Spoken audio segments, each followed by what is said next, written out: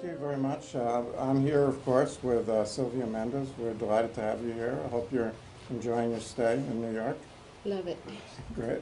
And we want to just begin a dialogue for folks, particularly who may not be that familiar with your family's legacy. And I'm wondering if you might tell us a little bit about the Presidential Medal of Freedom that you're wearing. Well, this was an amazing, unexpected gift that was given to me. I never expected anything like it. And when I did receive it from President Obama, I knew that my mother and father were the ones recipient of this medal because they were the ones that had fought so hard for all of us to go to that school where I was denied entrance. And then what they, at one time when they were fighting for me to get into that school, the superintendent of schools in Orange County said, Gonzalo, if you stop this mess, we'll let your kids go in to that school. But by that time, my father was so upset. But he says, no, I'm not just fighting for them, I'm fighting them for all the children. And this, of course, is the famous lawsuit of Mendez versus Westminster. Correct. Back in Southern California. Yes. So what was it like for you growing up in Southern California back then? It was wonderful. I love California. To this day, I love California. What happened was that when we went to court, I was 8 years old. All the time that I went to court every day, never quite realizing what exactly my parents were fighting for. All I knew was that I was being denied to go to that school with the manicured lawns and that beautiful playground. And that's what I kept seeing. And not quite understanding why I was in court every day, why the lawyer would put me up on the stand and ask me questions. I was never called on stand, but he would have me there every day. And it wasn't until years later, after we had won the first, because there was 2 trials, it wasn't until the second, where we were in the process of the second trial, when they had appealed and we were going to the appeal, and my father, Gonzalo, and my mother decided they would take us to a white school in Santa Ana. And it was during the appeal. We had won the first case. And they said to the superintendent of school, I'm taking my children to the Mexican school, to the white school.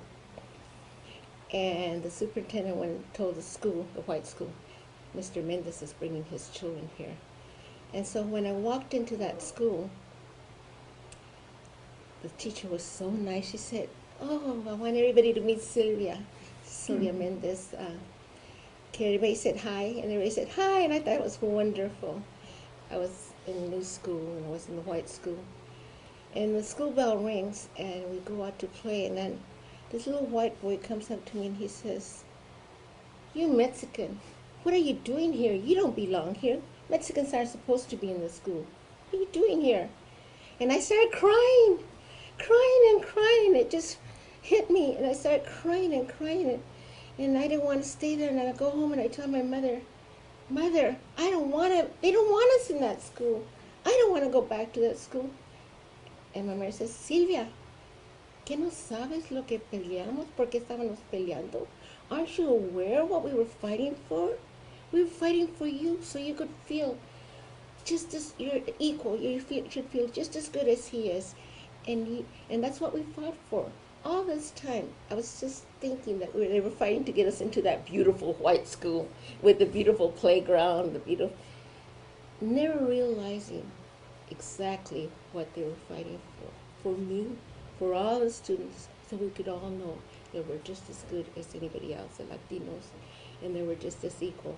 And that was the first time that I finally realized what my parents had fought for, that they were fighting for me. And at the beginning, it was your parents. It was also your aunt who played a role in that. What happened at the beginning was interesting. My father asked my Aunt Sally to take us to the school, to be enrolled at the school that was close to the farm. And my Aunt Sally's last name was Vidari.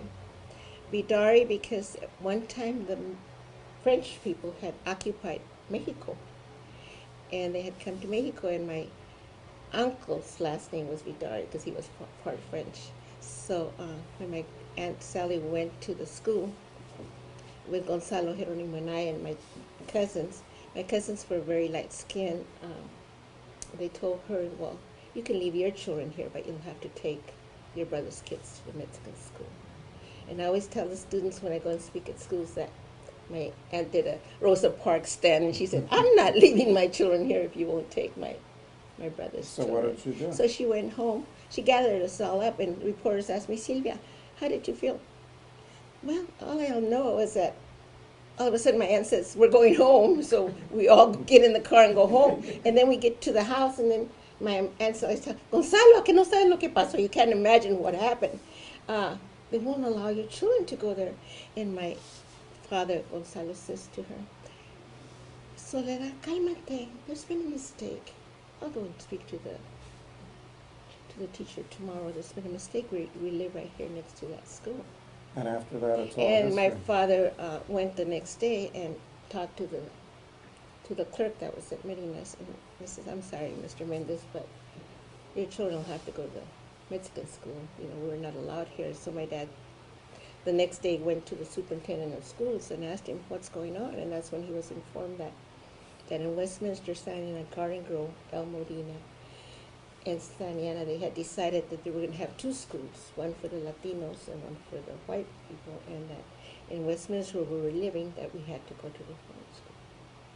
So on the one hand, as a child, you said you enjoyed being in Southern California, but what happened when the school conflict developed? Did that change your view of I things? became very, very proud of my parents and realized exactly what they had done. And from then on, I always tell the students when I go and speak at colleges that we're not born with hatred in our heart. We're not born as bigots.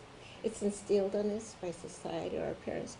Because before you know it, we were being invited by the other children to their houses, to their parties, and we were having a good time, and that's the way But the case lasted for several years. the case lasted for several years, because before we went to court, my father hired Marcus. And the way that we were able to hire Marcus was because we had moved to Westminster, and my father had leased a farm from the Minumizos. Minumizos were a family that were placed in an internment camp at the time. And my father had gone to take care of the farm. And while we were there, they were making a lot of money. So he had enough money to go and hire Marcus to fight. And Marcus was the Jewish lawyer that was very intelligent, and he said, let's make this a class action suit. Let's not make it just about your family, but let's get other, because they had heard about other families that had been trying to get their children into white schools. So they made it a class action lawsuit. And at first, my father formed this organization in Westminster where he was trying to convince the families that this is wrong what they're doing to our children, because the families were so they were so happy and comfortable with the school, the Mexican school being right there in the barrio, right in the middle of all the Latinos, that they didn't want to send their kids to the white school all the way away. You know, they were happy. So my father had formed an organization, and they would have meetings every week, and he trying to get the parents to help him to join in to fight this case. And did your mom, Felicitas Mendez, also participate? My mother's the one that told my father, Gonzalo, when they were talking about the case, and my father was all upset. She's the one that told my father, Gonzalo, we have the money, let's hire a lawyer, let's fight this. And she's the one that encouraged him to fight the law case. And your mom was from where? She was from Juncos, Puerto Rico. Oh, Juncos. Have you ever been there? Are you familiar with that side of the family? Yes, we are. We just came back from Puerto Rico. And how do they feel about the struggle that their family waged? They're very proud. They're very proud because when the Mendez stamp, when the United States Postal Service made the Mendez stamp, Mendez versus Westminster stamp, I was not able to go, and my cousin from Puerto Rico, Juncos, who's a teacher there in Juncos, Puerto Rico, she's the one that represented the family there, so she was very proud. So it sounds like you've been involved in education all these years in one way or the other, at least of the struggles. What happened was that my mother, okay, we fought the case, we won, we all went to school. My sister's at the University of Riverside. She never even knew that we had fought the case. She's in a class in Riverside, and she starts reading through North of Mexico by McCormick Williams, and she's reading about this Mendez versus Westminster, and she starts reading about Sylvia and Jerónimo and Gonzalo and Felicitas. And my sister calls home, "Mother, I'm reading this book. Was that you?" Mama says, "Yeah, we did that a long time ago." So what they thought everything was going to go fine, and we were all going to be integrated and all equal. And I went on to college and became a registered nurse. And my mother became very sick. And I had just become an assistant nursing director. I didn't want to quit, but you know how Puerto Rican women are? They have to take care of their mothers. So I resigned just to take care of my mother. And she'd be there, and she'd be saying, "Sylvia, nosotros peleamos este caso y nadie sabe. Nobody knows about what we did. They don't know what happened. They don't even realize that we fought. And we didn't just do it for you, Sylvia. We did it for all the children. I think this history of the United States, and everybody should know about it, Sylvia." And I said to my mother, "Mother, I will make sure everybody knows about it. And I'm going to go out there and start talking about it."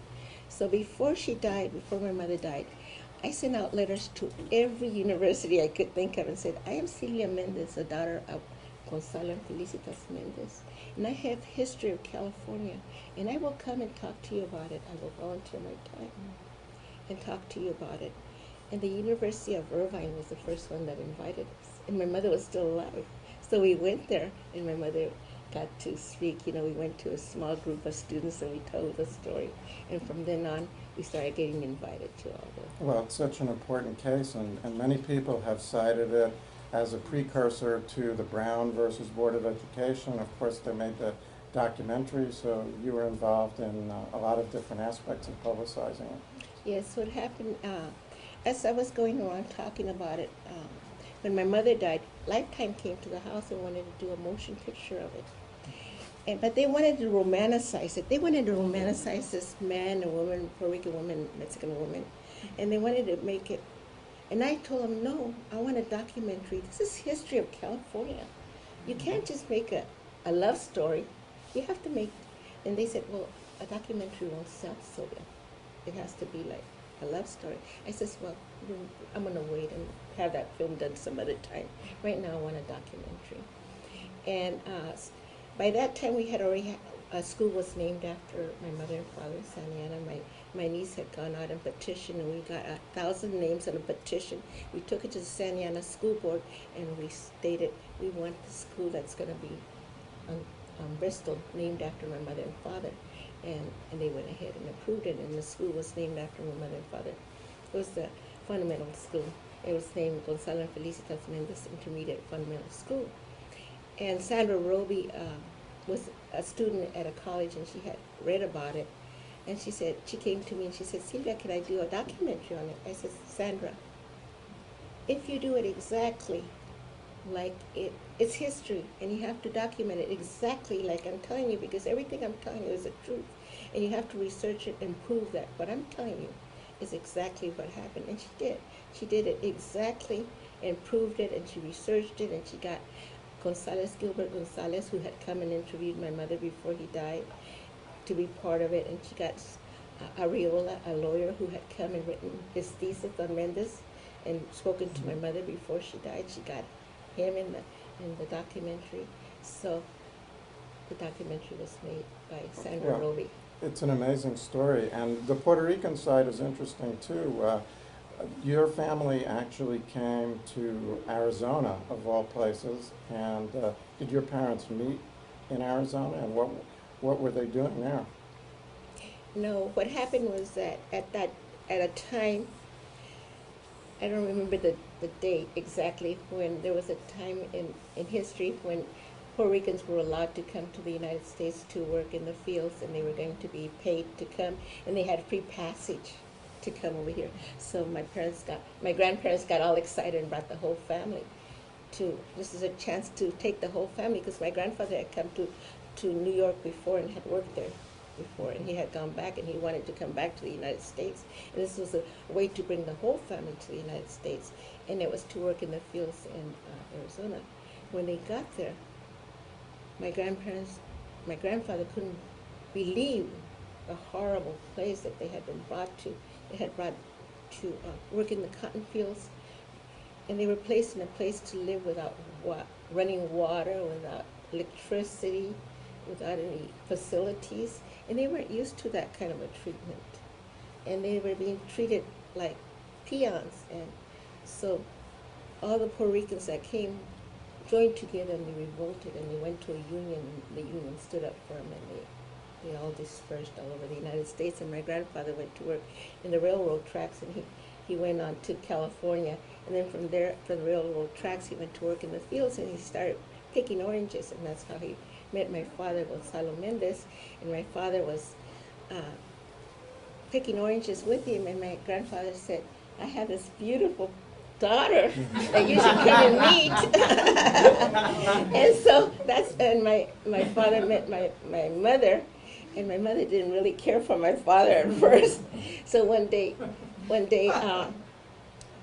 they were downtown in Santa Ana, because he lived in Westminster, and my father went to her, and she says, you want to ride home, Felicitas? And my mother said, okay. And my father told her. He took her all the way to San Diego, and didn't bring her back, and that's how they stayed together, and they married, and That's a great and that's story. how they got together.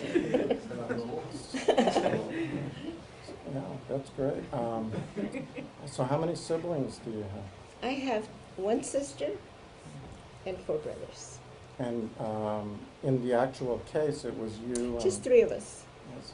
My sister's 14 years younger than I am, and my other brother's like 10 years younger than I am. But it was just 3 of us at the time. Gonzalo, Jeronimo, and I that were taken with my 2 cousins, the Vidares, at the time when we were turned away. Well, it sounds like a great family struggle, and I guess there are many details that we may not get to. Is there anything in particular that you think people need to remember about this case? I think it's that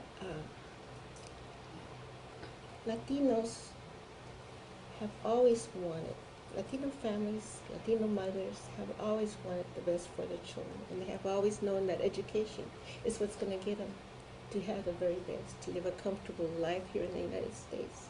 And I think that's what my parents were fighting for, and that's what they wanted us to be educated and to live a comfortable life.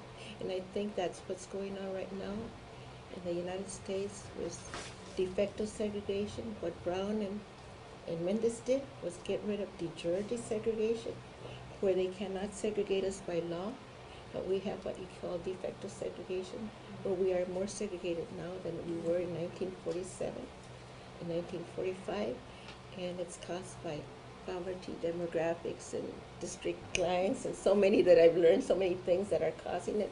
So I think that what I do when I go and speak to students is I just try to remind them that it's their forefathers, the Latino parents, the Puerto Rican parents, the Mexican parents, that have always wanted the best, and they want them to get educated. And that since 1930, there was a case in California, the Lemon Grove incident, where another Latino fought, parents fought for equal education, and then the 1940s, where we continue, and then there was the 60 walkouts in California, where we all wanted the best education. And that's what I think, that it's so important that the students know about this legacy that they have, about how the parents have, how their parents want the best for them. And I know, I tell the students, I know that sometimes your parents can't help you with money to get to a college, and they can't help you with your homework, especially when I'm speaking to an elementary school. They may not be able to help you with your homework because they can't even read English sometimes or speak English, but they love you and they want you, and they want you to have a successful life, and that's what they want. They want you to get educated and go on to college and go on to the university. And right now in the universities, we only have like 1% of the Latino population, out of 50 million Latinos here in the United States, we only have 1% that have a PhD and 14% that have a BS. And there's no reason for that. There's quite no reason for that. So what I do is I go out and try and inspire students to stay in school and to learn about their legacy, how Latinos have always been fighting, and how it was the Mendez case before the Brown case that fought for integration. Well, thank you very much for coming by. Will you, Any questions?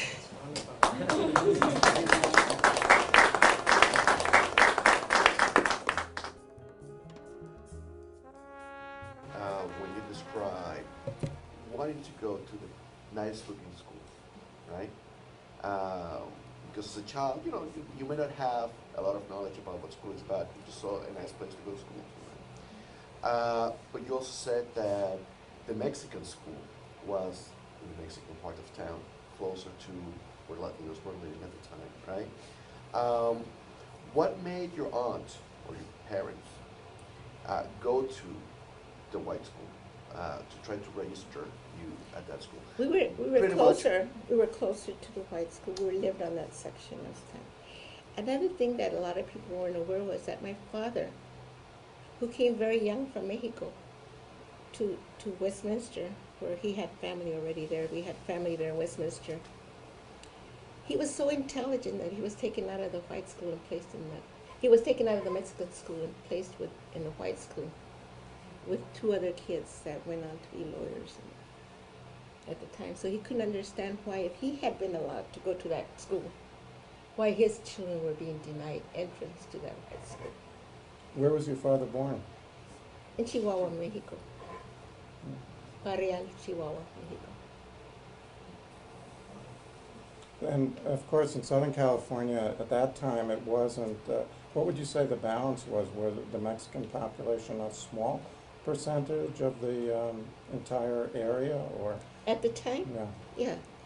Yes, sir. It wasn't like it is today. Like Santa Ana right now is like 75% Latino. Yeah, so Yes. that was even more surprising that your father and his colleagues and his family would decide to mount such a daring exploit. What do you think they? I think what happened was that he had gone to that white school. He was very well liked in the community. My father in Westminster, he had been like a protege to the post office master there in Westminster, who had guided him and taught him. And he was already a businessman when we moved to Westminster to take over the farm. He had already owned a cantina that was doing very prosperous in Santa Ana, and we had already bought 3 houses there. We had the cantina. The thing that drove him back to Westminster to take care of the farm was that he remembered when he was young how he had been taken out of the school. My grandma came from Mexico with enough money to buy 2 houses, my grandfather said, because Pancho Villa had come and taken the farm next to them. And so they moved away from Pancho Villa. And my father had gone to school and was taken into the white school. He was in the 5th grade when my grandmother ran out of money and told him he had to go out and work in the fields. He hated working in the fields, and he remembered that.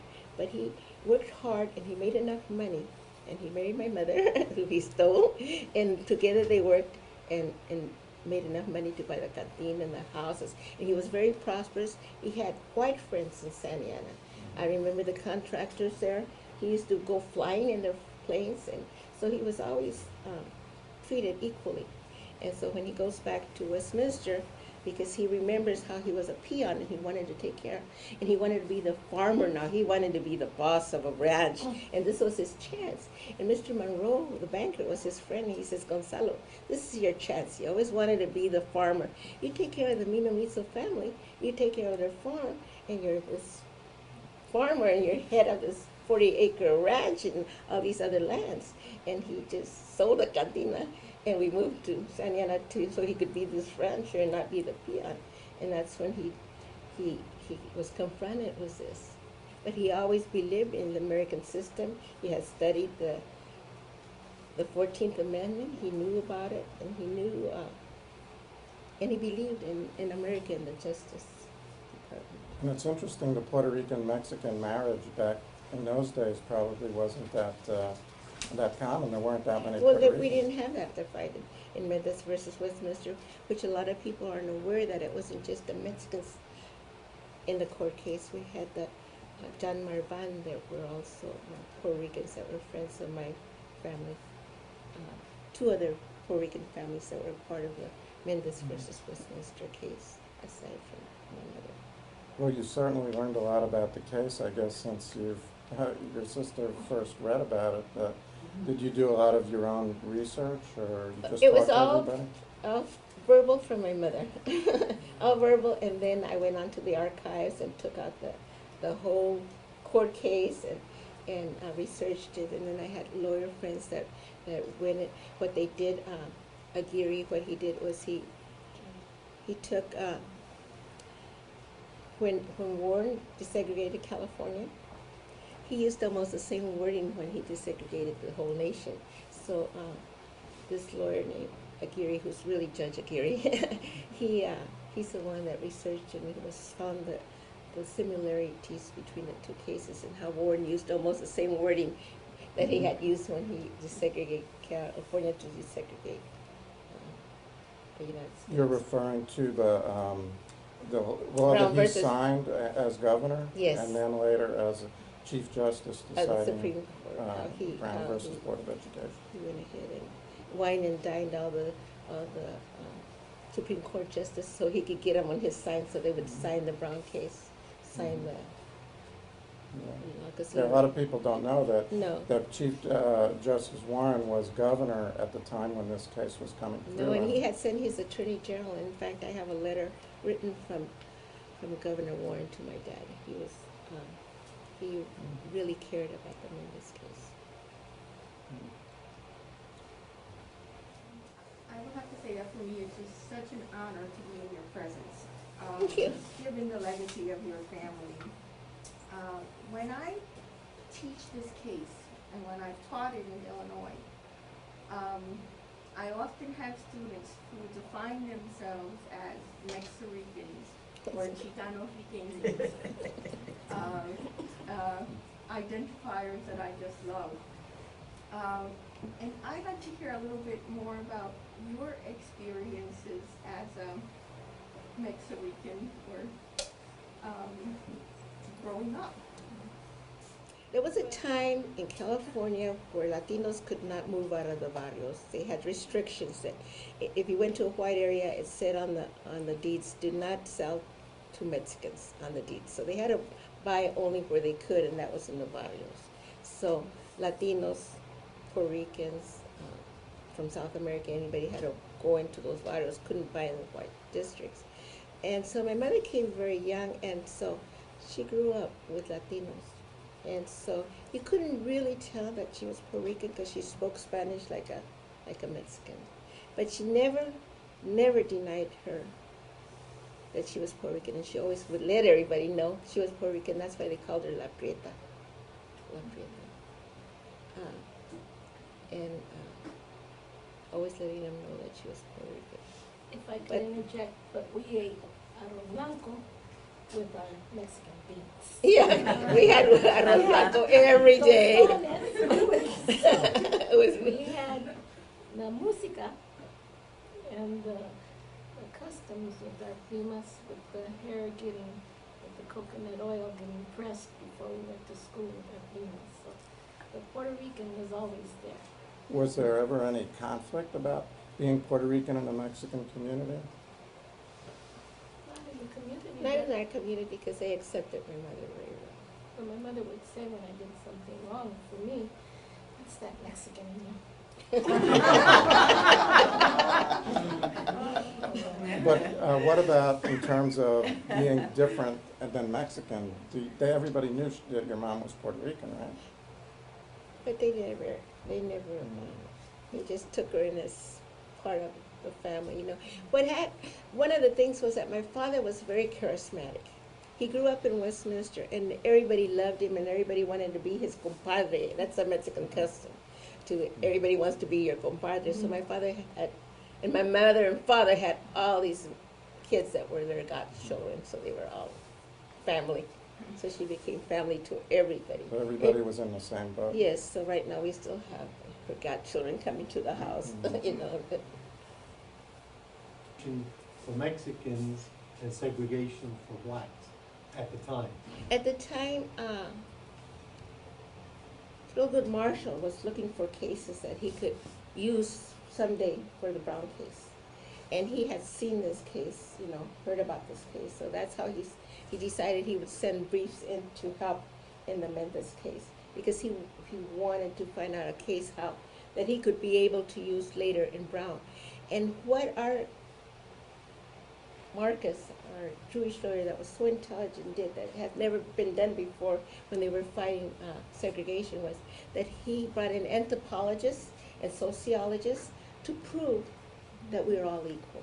And that had never been brought in into a court system to prove it. So he used, Thurgood Marshall was using this case. And when we won, Thurgood Marshall asked Marcus, and it's documented and it was written by and I have the proof. He asked our lawyer to send everything that he used so he could use in Brown. And he sent him boxes and boxes of information, and he used it. And when I went to USC to speak about Mendez versus Westminster, one of the law students said, "That's not true, Sylvia, because Mendez is not mentioned in Brown. He never mentioned Mendez in Brown. He never used it." I said, "He might have never used it, but I have proof that he did ask, you know, for our information, and that Marcus did send him everything, and that he used the same strategy. What he did, he wrote a brief for the Mendez case, and then used that brief to help in the Brown case. And so it took a long time for me to prove that, and I had to have people research that, and finally we did get it proved. And then when Sandra did the documentary, the 100 black men of Orange County were the ones that sent her to New York. They funded her going to New York to speak to Williams, who was still alive. He was 97 years old, who actually wrote the brief for Thurgood Carter, who actually wrote the brief for Thurgood Marshall. And he said, yes, we did use everything from Mendez to help in the Brown case. So then we had it in with him speaking on the video that you're going to see, saying, yes, we did use it. Because at first it was really hard to prove, but I knew it was true. And, you know, when you have a truth, you know, you just have to research it and find and work, and it'll come out. The truth will come out. There were also some folks in Texas, I think, who the year or two after filed suit, and I know Delgado versus Bastrop was decided within a year or two. So there's no question that the decision was impactful and wide-ranging. And the African American community has accepted that Mendez was the first to fight integration, and that they were the precursors to Brown versus Board of Education.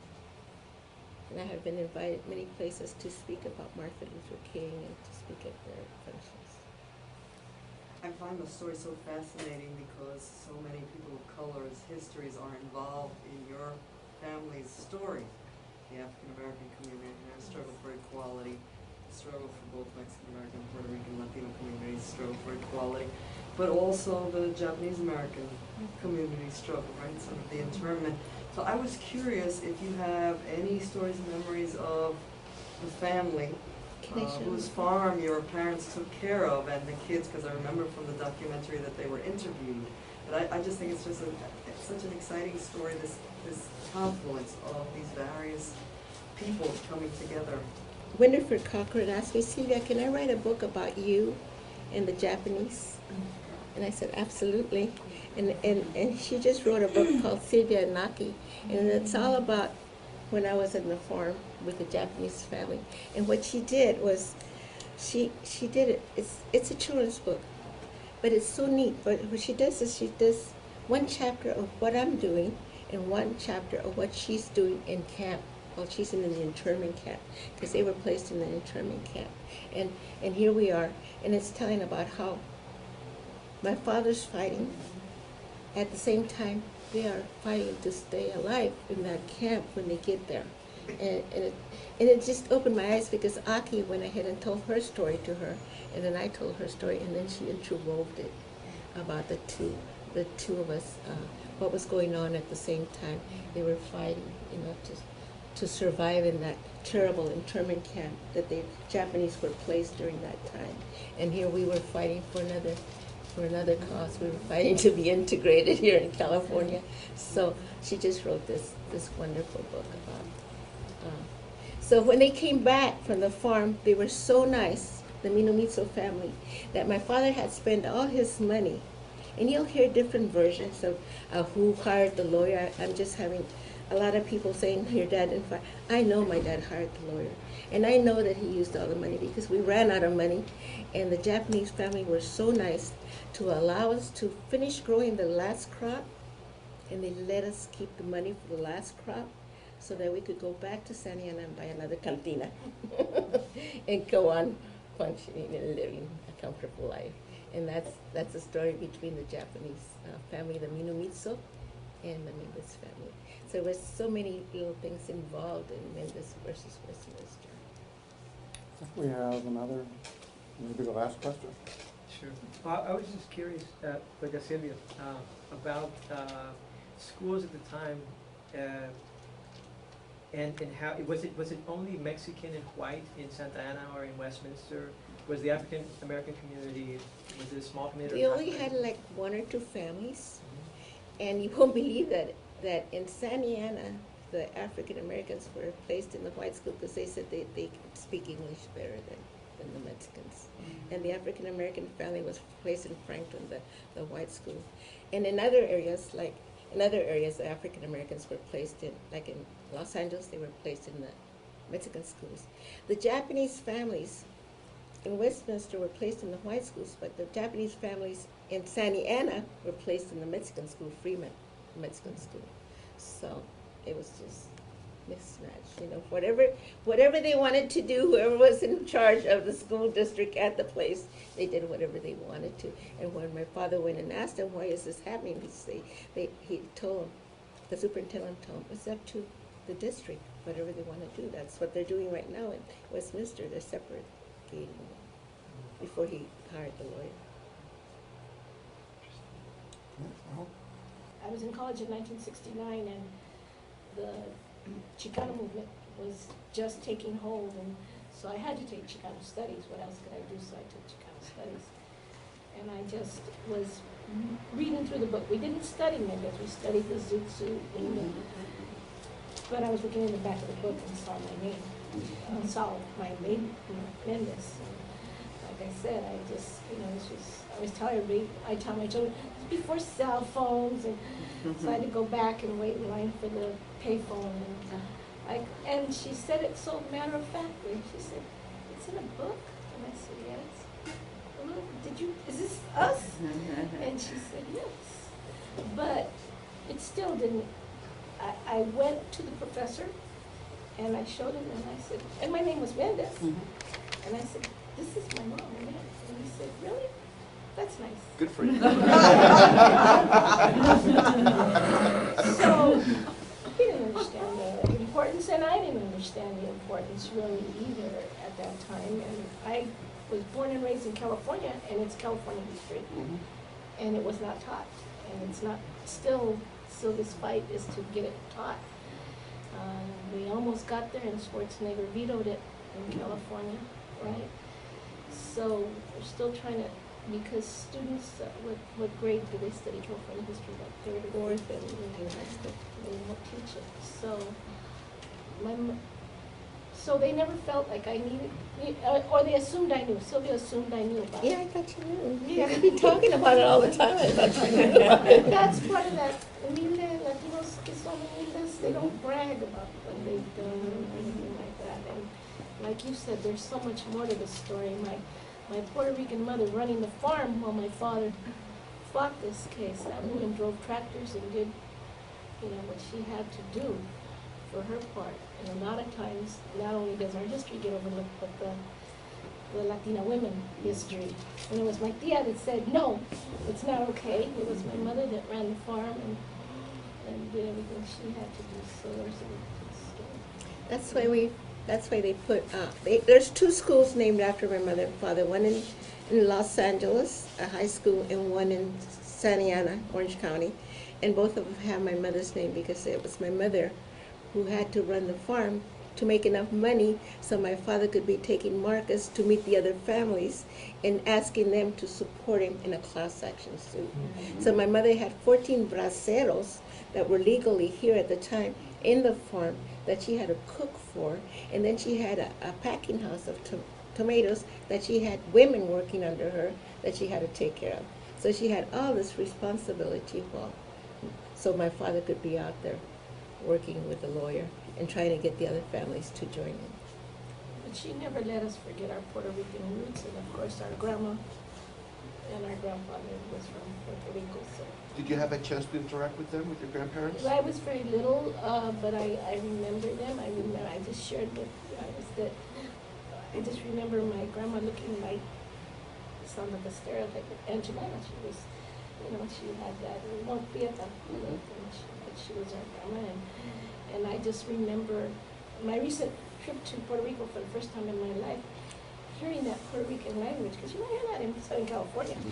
It's Mexican, and we speak Mexican Spanish. We speak mucho Spanish, Spanglish is what they call it.